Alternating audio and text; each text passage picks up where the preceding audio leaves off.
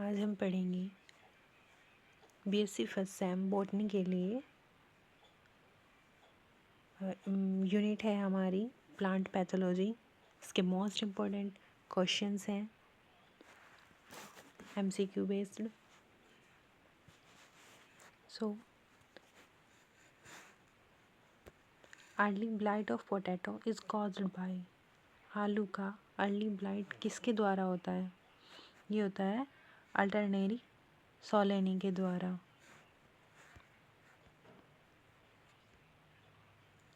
Characteristics symptom of early blight is. Early blight of potato के जो प्रमुख लक्षण है वो क्या है? इसमें कंसेंट्रिक रिंग्स ऑन लीव्स, जो लीव्स होती हैं उन पर कंसेंट्रिक टाइप की लीव्स बन जाती हैं। Answer is second.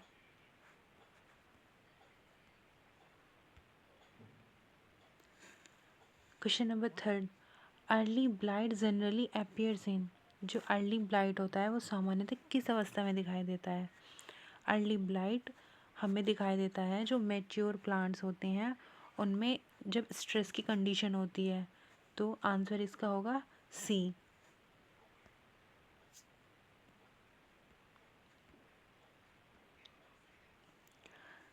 Question number four, early blight is favoured bye.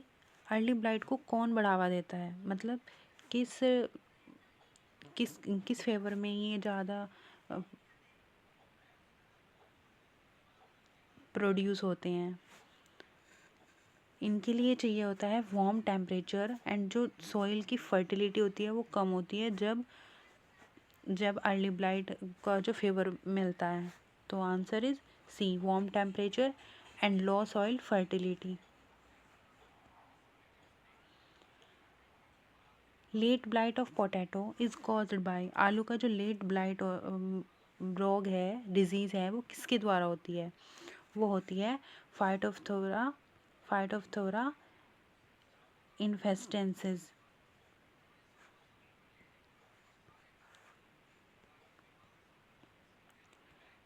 Late blight disease spreads rapidly under. Late blight रोग तेजी से फैलता है कूल एंड मॉइस्ट वेदर में।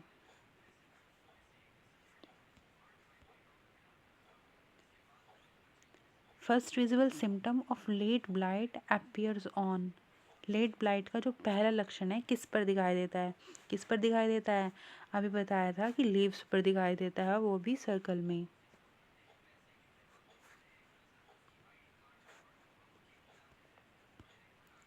White fungal growth in late blight is seen on. Late blight में जो सफ़ेद फफूंद होती है उसकी वृद्धि कहाँ पर दिखाई देती है? उसकी वृद्धि दिखाई देती है लीफ की लोअर वाली सरफेस पर, जो नीचे वाली सरफेस होती है लीफ की उस पर दिखाई देती है। तो ये हो गया, इसका आंसर होगा B. Late blight pathogen belong to. Late blight का जो रोगजनक है वो किस समूह से संबंधित है? मतलब वो किस ग्रुप में आता है? वो होते हैं ओमाइसिटीज़, वाटर मॉल्ट्स कहते हैं उनको। तो answer is D. Most effective management of late blight is. Late blight का सबसे प्रभावी नियंत्रण क्या है? हम इसको मतलब इसकी रोकथाम कैसे कर सकते हैं, कैसे इससे फसल को बचा सकते हैं? तो हम वेराइटीज़, रेजिस्टेंट की जो वेराइटीज़ होती हैं उनका यूज़ करके और फंजीसाइड होते हैं जो उनका स्प्रे करके हम लेट ब्लाइट के प्रभाव को रोक सकते हैं। तो इसका आंसर होगा B. The most common symptom of white rust in cruciferae. जो श्वेत रतुआ रोग होता है उसके जो प्रमुख लक्षण हैं वो क्या होते हैं? पत्तियों पर भूरे वृत्ताकार छल्ले, पत्तियों व तनों पर सफ़ेद फफोले जैसे उभार, पीला मोजेक पैटर्न, केवल पत्तियों का मुड़ना। इसका आंसर होगा बी, पत्तियों व तनों पर सफ़ेद फफोले जैसे उभार का बनना।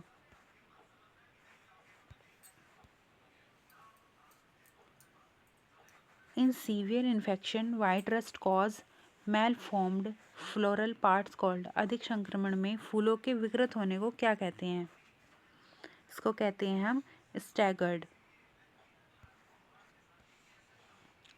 White rust of crucifers is caused by, cruciferae फसलों का जो श्वेत रत्व रोग होता है वो किससे होता है?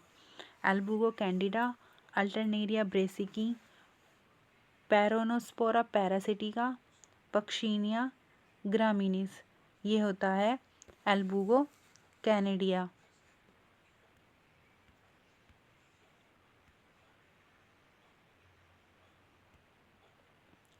Albugo candida belongs to which group, जो एल्बुगो कैंडिडा है वो किस वर्ग से संबंधित है? True fungi, bacteria, oomycetes and virus. It is oomycetes, ये ओमाइसेटीज ग्रुप में आता है। The primary source of infection in white rust is, श्वेत रत्व रोग में प्राथमिक संक्रमण का स्रोत क्या है? Infected seeds and oospores in soil, airborne और oospores, insect vectors, water splashes only. तो इसका होगा संक्रमित बीज व मिट्टी में oospores। The answer is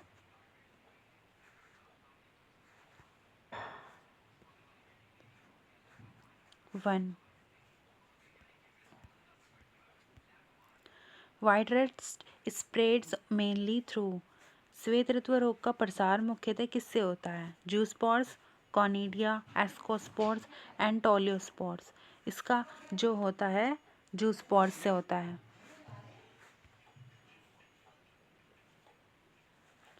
the most effective chemicals control of white rust is, spraying, श्वेत रत्व रोग के रासायनिक नियंत्रण हेतु सबसे प्रभावी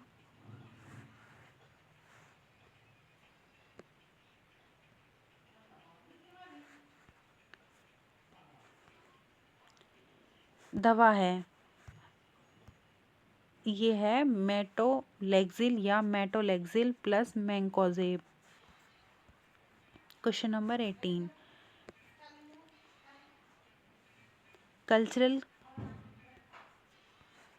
cultural control of white rust include, श्वेत रत्व के सांस्कृतिक नियंत्रण में शामिल है। इसमें है घनी बुआई, फसल चक्र व रोगग्रस्त पौधों को हटाना, अधिक सिंचाई या देर से बुआई। तो इसका आंसर होगा बी, फसल चक्र व रोगग्रस्त पौधों को हटाना, crop rotation and removal of infected plants. The causal organism of red rot of sugarcane is, गन्ने के रेड रोट रोग का कारण जीव है। इसका आंसर है कॉलेटोट्राइकम फैलकेटम। एक characteristic symptoms of red rot disease is, red rot का मुख्य प्रमुख लक्षण है क्या?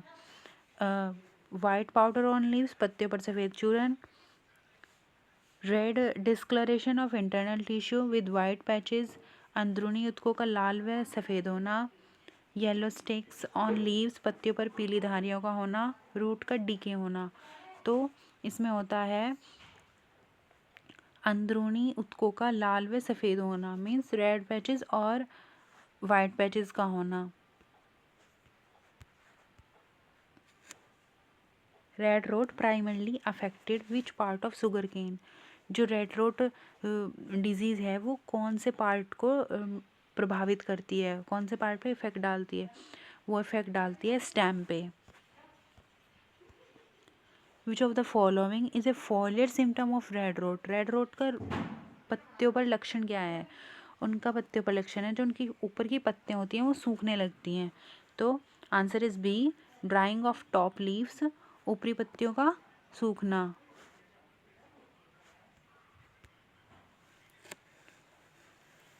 The disease spreads mainly through, यह रोग मुख्य रूप से फैलता है, means red rot of sugarcane किसके द्वारा फैलता है? वो फैलता है इन्फेक्टेड सेट्स, संक्रमित बीज, गन्ने में जो संक्रमित बीज होते हैं उनके द्वारा ये फैलता है। Which condition favour red rot development, red rot रोग के लिए कौन सी अनुकूल परिस्थिति होती है? उसके लिए होता है अधिक आर्द्रता व मध्यम तापमान। अधिक आर्द्रता और मध्यम तापमान पे रेड रोट रोग होता है जो वो बहुत ज़्यादा डेवलप होता है। Best control measure for red rot is, red rot का सर्वोत्तम नियंत्रण उपाय है स्प्रेइंग इंसेक्टिसाइड, कीटनाशक का छिड़काव, यूज ऑफ रेसिस्टेंट वेराइटीज, प्रतिरोधी किस्मों का प्रयोग, हैवी इरिगेशंस, अधिक सिंचाई, लेट प्लांटिंग। इसका आंसर है प्रतिरोधी किस्मों का उपयोग करना। Chemical control of red includes, red rot का रासायनिक नियंत्रण है सीड ट्रीटमेंट विद कार्बेडेनिज्म, बीज उपचार में कार्बोनिज्म से, स्प्रेइंग मैनकोजेब ऑन लीव्स, पत्तियों पर मैनकोजेब से, सॉइल फूमिगेशन, मिट्टी के धूर्मीकरण से, और इंसेक्टिसाइड डस्टिंग, कीटनाशक के छिड़काव से। तो इसका आंसर है कीटनाशक के छिड़काव से, इंसेक्टिसाइडल डस्टिंग से। Mosaic disease of sugar cane is caused by, गन्ने की जो मोज़ेक बीमारी होती है वो किसके द्वारा होती है? Bacteria, fungus, virus, nematodes. वो होती है वायरस के द्वारा। The causal organism of sugar cane mosaic disease is, गन्ना मोज़ेक रोग का कारक जीव है। इसका होता है sugar cane mosaic virus. Option is B. A common symptom of sugar cane mosaic disease is, गन्ना मोज़ेक रोग का प्रमुख लक्षण है। इसका प्रमुख लक्षण होता है जो पत्तियां होती हैं उन पर हल्के और गहरे रंग के धब्बे बन जाते हैं। तो option is she, light and dark green patches on leaves, पत्तियों पर हल्के व गहरे रंग के धब्बे बन जाना हरे रंग के। Mosaic disease of cucumber is caused bye, खीरे की मोज़ेक बीमारी का कारण है। इसका कारण भी वायरस होता है जिसे हम कुकुम्बर मोज़ेक वायरस कहते हैं। तो option is C. Which insect transmit cucumber mosaic virus, कौन सा इंसेक्ट है जो इसको ट्रांसमिट करता है? इसको करती हैं aphids. Option is C. A characteristics symptom of cucumber mosaic disease is, खीरा मोज़ेक रोग का विशिष्ट लक्षण है फ्रूट रॉट, मोज़ेक आकृति व पत्ती विकृति, मोज़ेक पैटर्न एंड लीफ का distortion, wilting, leaf spot. Option is B, mosaic pattern and leaf distortion. Mosaic virus mainly spread through, mosaic virus मुख्यतः फैलते हैं सॉइल से, seed only, insect vector and infected planting material, water. ये फैलते हैं insect, water and infected planting material से। Option is C. Disease cycle of mosaic disease include, mosaic रोग की रोग चक्र में शामिल है। इसमें होता है survival in infected plants and transmit by insects. Option is B. Best control measure for sugar cane mosaic disease, गन्ना मोज़ेक रोग का सर्वोत्तम नियंत्रण उपाय है use of disease free seed cane and resistant varieties, मतलब जो रेजिस्टेंट वाली वैरायटी होती हैं, प्रतिरोधी वैराइटीज़ होती हैं, उनका यूज़ करना, और जितने भी डिजीज़ फ्री सीड्स होते हैं गन्ने के उनका यूज़ करना। ऑप्शन इज सी।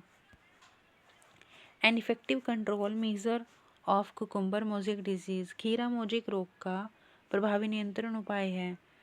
इसमें ये किससे फैलता है? एफिड से। तो एफिड का कंट्रोल्स करना और रिमूवल ऑफ इन्फेक्टेड प्लांट्स, जितने भी इन्फेक्टेड प्लांट्स हैं उनको सबको रिमूव कर देना। Mosaic disease is difficult to control because, मोज़ेक रोग को नियंत्रित करना कठिन है क्योंकि, इनको कठिन करना इसलिए है क्योंकि जो वायरस होते हैं वो बहुत जल्दी अपनी मल्टीपल कॉपी बना लेते हैं लिविंग सेल्स के अंदर। ये होस्ट के अंदर अपनी मल्टीपल कॉपी बनाने की कैपेबिलिटीज़ रखते हैं। तो इसका आंसर होगा B. Which of the following is not a symptom of mosaic disease? निम्न में से कौन सा मोज़ेक रोग का लक्षण नहीं है? मोज़ेक रोग के लक्षण क्या क्या होते हैं? Leaf mottling, stunted growth, leaf का डिफॉर्मेशन, पत्ती मतलब विकृत सी हो जाती है, पौधे छोटे रह जाते हैं, और जो लीव्स होते हैं उन पे चितकबरे सी स्ट्रक्चर्स बन जाती हैं।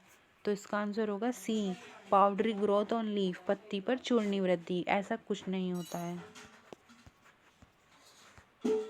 The causal organism of yellow vein mosaic of भिंडी, भिंडी के येलो वेन मोज़ैक रोग का कारक जीव है वायरस। जो येलो वेन मोज़ैक रोग होता है वो वायरस के थ्रू फैलता है। Yellow vein mosaic disease of भिंडी इज ट्रांसमिटेड बाय, भिंडी का येलो वेन मोज़ैक रोग किसके द्वारा फैलता है? किसके द्वारा फैलता है? वाइट फ्लाई, सफ़ेद मक्खी के। तो इसका आंसर होगा B. Main symptom of yellow vein mosaic disease is, yellow vein mosaic रोग का प्रमुख लक्षण है, इसका मुख्य लक्षण होता है येलोइंग ऑफ वेन्स, नसों का पीला हो जाना। Effect of yellow vein mosaic on yield, yellow vein mosaic रोग का उपज पर प्रभाव होता है। इसका प्रभाव पड़ता है जो मतलब उसकी जो फसल होती हैं उनमें रिडक्शन आ जाता है, कमी आ जाती है। तो सीवियर रिडक्शन, बहुत ज़्यादा कमी देखने को मिलती है। Best control measure for yellow vein mosaic disease, yellow vein mosaic रोग के लिए सर्वोत्तम नियंत्रण उपाय है यूज़ ऑफ रेजिस्टेंट वैरायटीज़, इसमें भी हम जितनी प्रतिरोधी किस्में हैं उनका उपयोग करेंगे तो ये द बेस्ट रिजल्ट देता है, फिर बेस्ट कंट्रोल मेजरमेंट है। Disease cycle of yellow vein mosaic involves, yellow vein mosaic रोग का चक्र किस पर आधारित है? Soil burn transmission, seed burn transmission, vector burn transmission and water. ये होता है वेक्टर बर्न ट्रांसमिशन पर। Citrus canker is caused bye, citrus canker किसके द्वारा मतलब फैलता है? इसका रोग का कारण क्या है? ये एक बैक्टीरिया के द्वारा फैलता है। Causal organism of citrus canker is, citrus canker रोग का कारक जीव है, इसका होता है xanthomonas citri. Typical symptom of citrus canker is, citrus canker का विशिष्ट लक्षण है leaf yellowing, raised corky lesions, powdery growth, root decay. इसका होता है रेज्ड कॉर्की लेजेंस, उभरे और खुरदुरे टाइप के धब्बे हो जाते हैं। Citrus canker spreads mainly through, citrus canker रोग मुख्य रूप से किससे फैलता है? ये किससे फैलता है? ये फैलता है विंड ड्राइवन रेन, हवा के साथ, और जिस टाइम पे वर्षा होती है। Disease cycle of citrus canker includes, citrus canker रोग चक्र में शामिल है survival on infected plant parts, संक्रमित पौधों के भागों पर जीवित रहना। Best control measure for citrus canker, citrus canker के रोग के लिए सर्वोत्तम नियंत्रण उपाय है एंटीबायोटिक प्लस कॉपर का स्प्रे करना। ये सबसे बेस्ट कंट्रोल मेजरमेंट का काम करता है सिट्रस कैंकर में। Which part of plant is most affected by citrus canker, citrus canker में पौधों का कौन सा भाग अधिक प्रभावित होता है? इसमें सबसे ज़्यादा जो इफेक्टेड होते हैं वो उसकी लीव्स, रूट्स एंड ट्विक्स होते हैं। सो ये 50 क्वेश्चंस हैं प्लांट पैथोलॉजी के, और ये बहुत ज़्यादा इम्पोर्टेंट हैं फॉर BSc फर्स्ट सेम के लिए। और थैंक यू एवरीवन।